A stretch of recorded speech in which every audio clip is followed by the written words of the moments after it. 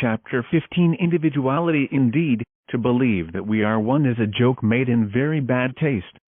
Unfortunately, this vain illusion exists within each one of us. It is unfortunate that we always think the best of ourselves. It never occurs to us to comprehend that we do not even possess true individuality. The worst of the matter is that we give ourselves the false luxury of assuming that each one of us enjoys full consciousness and a will of our own. Woe to us, what nitwits we are! There is no doubt that ignorance is the worst of all disgraces. Many thousands of different individuals, different persons, or people who quarrel amongst themselves, who fight amongst themselves for supremacy and who do not have order or concordance whatsoever, exist within each one of us. If we were conscious, if we were to awaken from so many dreams and fantasies, how different life would be. Nonetheless, as if our misfortune was not enough, negative emotions, self-love and self-esteem fascinate us, hypnotize us, never allowing us to remember ourselves, to see ourselves exactly the way we are. We believe that we have one will, when in reality we possess many different wills. Each eye has its own will. The tragic comedy of all this interior multiplicity is dreadful. The different internal wills clash against each other, they live in continuous conflict, and they act in different directions. If we had true individuality, if we were unity instead of a multiplicity, then we would also have continuity of purpose, awakened consciousness, a particular, individual will. To change is the best. However, we must begin by being sincere with ourselves. We need to make a psychological inventory of ourselves in order to know what we have in excess or what we lack. To attain individuality is possible. Yet, if we believe that we already have it, then such a possibility will disappear. It is evident that we would never struggle to obtain individuality if we believe that we already have it. Fantasy makes us believe that we are possessors of individuality, and there are even schools in the world that teach it that way. To struggle against fantasy is urgent. Fantasy makes us appear as if we were this or that, when, indeed, we are miserable, shameless and perverse. We think that we are humans, when in truth we are merely intellectual mammals lacking individuality. Megalomaniacs believe themselves to be gods, Mahatmas, etc., without even suspecting that they do not even have an individual mind and conscious will. Ego worshippers adore their beloved ego so much that they would never accept the multiplicity of egos within themselves. Paranoids, with all the classic pride that characterizes them, will not even read this book. It is indispensable to fight to death against the fantasy regarding our own selves, if we do not want to be victims of artificial emotions and false experiences. This is because fantasy, besides placing us in ridiculous situations, stops all possibility of internal development. The intellectual animal is so hypnotized by his fantasy that he dreams that he is a lion or eagle when in truth he is nothing more than a vile slug from the mud of the earth. The megalomaniac would never accept these aforementioned affirmations. Obviously, regardless of what people might say, he feels to be an arch-hierophant, without suspecting that fantasy is merely nothing. Fantasy is nothing else but fantasy. Fantasy is a real force which acts universally upon mankind.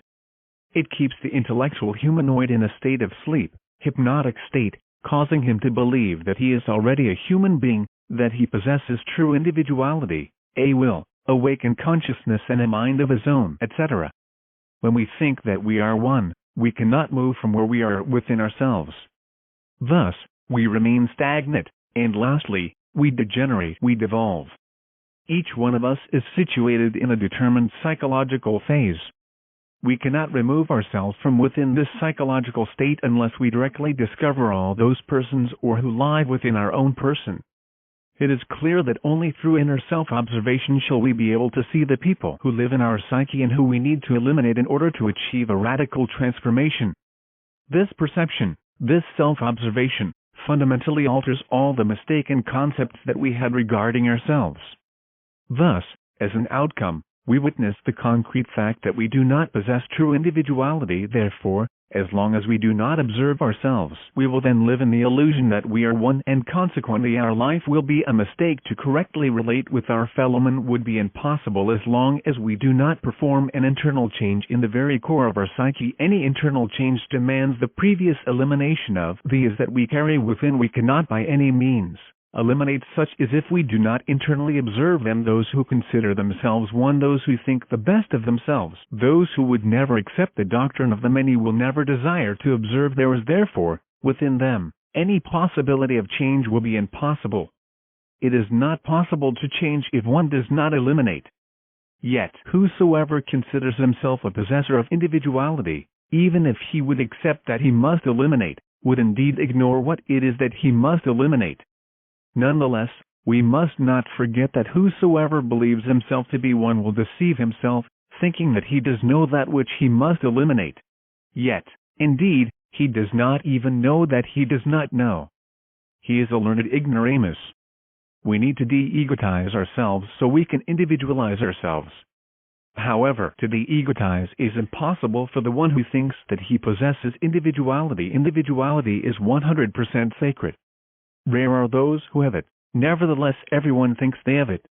How can we eliminate as if we think that we have a unique I? Certainly, only the one who has never seriously observed his own self can think that he has a unique I. Nevertheless, in regard to this teaching, we must be very clear, because the psychological danger of confusing authentic individuality with the concept of some species of a superior I, or something similar, exists. Sacred individuality is very far beyond any type of I.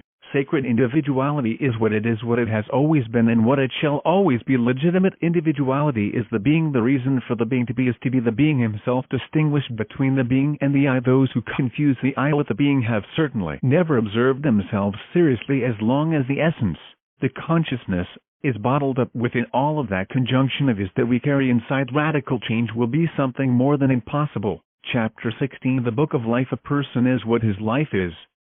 That which continues beyond death is life. This is the meaning of the Book of Life that opens with death. When this subject matter is contemplated from a strictly psychological point of view, indeed, a routine day of our life is just a small replica of the totality of our life. Therefore, as an outcome of all of this, we can infer the following. If a human being does not work on himself today, he will never change. When one affirms that one wants to work on himself, and he does not work today, putting it off for tomorrow, such an affirmation will be a simple project and nothing more, because in it is a replica of all our life. There exists out there a common saying that states, do not leave for tomorrow what you can do today.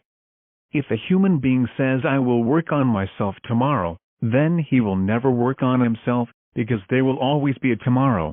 This is very similar to a certain sign, notice, or poster that some merchants put in their stores. I do not give credit today, but I will tomorrow. When any penniless person arrives asking for credit, he comes upon this terrible sign, and if he returns the next day, once more he finds this wretched notice or poster. This is what in psychology is called the sickness of tomorrow. As long as a person says tomorrow, he will never change. We need, with maximum urgency, to work on ourselves and not dream lazily of a future or any extraordinary opportunity. Those who say, I will first do this or that and then work, will never work on themselves. They are the dwellers of the earth mentioned in the Holy Scriptures. I knew a powerful landlord that used to say, first of all, I need to be well off, then I will work on myself. When I visited him on his deathbed, I then asked him the following question, do you still want to be well off? He answered me, I truly lament having wasted my time. He died some days later, after having acknowledged his mistake. That man had many lands. However, he wanted to own the neighboring properties so that he could become well off, so that his estate would be bordered exactly by 4 roads. The great Kabir Jesus said, sufficient unto the day is the evil thereof. Matthew 6:34. Let us observe ourselves today, in whatever concerns the ever-recurring day, which is a miniature of our entire life. When a human being begins to work on his own self, here and now, today, when he observes his displeasure and pain, he then walks upon the path of success. It is impossible to eliminate what we do not know. Therefore, we must first observe our own errors. We need not only to observe our day, but also our relationship to it. A certain ordinary day that each person experiences directly exists, with the exception of unusual and uncommon incidents. So, it is interesting to observe daily recurrence, the repetition of words and events towards each person, etc. That repetition or recurrence of events and words deserves to be studied. It leads us to self-knowledge. Chapter 17 Mechanical creatures. By no means can we deny that the law of recurrence processes itself in every moment of our life. Indeed, repetition of events, states of consciousness, words, desires, thoughts, volitions, etc., exist in each day of our existence. It is obvious that when one does not observe oneself, one cannot observe this incessant daily repetition. It is evident that whosoever does not have any interest in observing himself also does not desire to work in order to achieve a true radical transformation. To top it all off, there are people who want to transform themselves without working on themselves. We do not deny the fact that each person has a right to the true happiness of the spirit. Nonetheless, it is also true that such happiness would be more than impossible if we do not work on ourselves. When one truly manages to modify his reactions against the diverse happenings that occur daily, one then can change intimately. However, we could not change our way of reacting against the facts of practical life if we do not work seriously upon ourselves. We need to change our way of thinking. We need to be less negligent. We need to become more serious and to face life in a different manner. We need to face life in its real and practical sense. However, if we continue the way we are, behaving the same way every day, repeating the same errors, repeating the same negligence as always, then, indeed, any possibility of change will be eliminated. If one truly wants to know oneself, one must then begin by observing his own conduct while facing the events of any day of his life. We do not want to imply by this that one must not observe oneself daily. We only state that self-observation begins with the first day that one starts observing oneself. There must be a beginning in everything. Thus, to start by observing our conduct in any given day of our life is a good beginning. Certainly, the most appropriate beginning is to observe our mechanical reactions when facing all those small details at home, in the bedroom, in the dining room, in the house, on the street, at work, etc., what we say, feel and think. Then, what is important is to see how or in what manner we can change these mechanical reactions. However, we will never change if we think that we are good persons, that we never behave in an unconscious and mistaken manner. First of all, we need to comprehend that we are machine persons, simple marionettes controlled by secret agents, by hidden as many people live inside of us. We are never identical. Sometimes, a selfish person manifests through us, other times an irritable person, in any other instant, a generous, benevolent person, later on a scandalous one, a slanderous person, afterwards a saint, then, a liar, etc. Thus, inside of each one of us we have people of all types, of all species. Our personality is nothing more than a marionette, a talking doll, something mechanical. Let us start by acting consciously during a small portion of our day. We need to stop being simple machines, even if it is for at least a few brief daily minutes. This will have a decisive influence on our existence. When we observe ourselves and do not do what this or that I wants us to do, then it is clear that we begin to stop being machines. A single moment in which one is sufficiently conscious as to stop being a machine, if it is done with will, tends to radically modify many disagreeable circumstances. Unfortunately, we live daily a mechanical, routine and absurd life. We repeat occurrences. Our habits are the same. We never want to modify them. They are the mechanical tracks on which circulates the train of our miserable existence. Nevertheless, we think the best of ourselves. Megalomaniacs abound everywhere. Those who think themselves to be gods, nonetheless, are mechanical routine creatures, people from the mud of the earth, wretched dolls moved by diverses. People like this will never work upon themselves.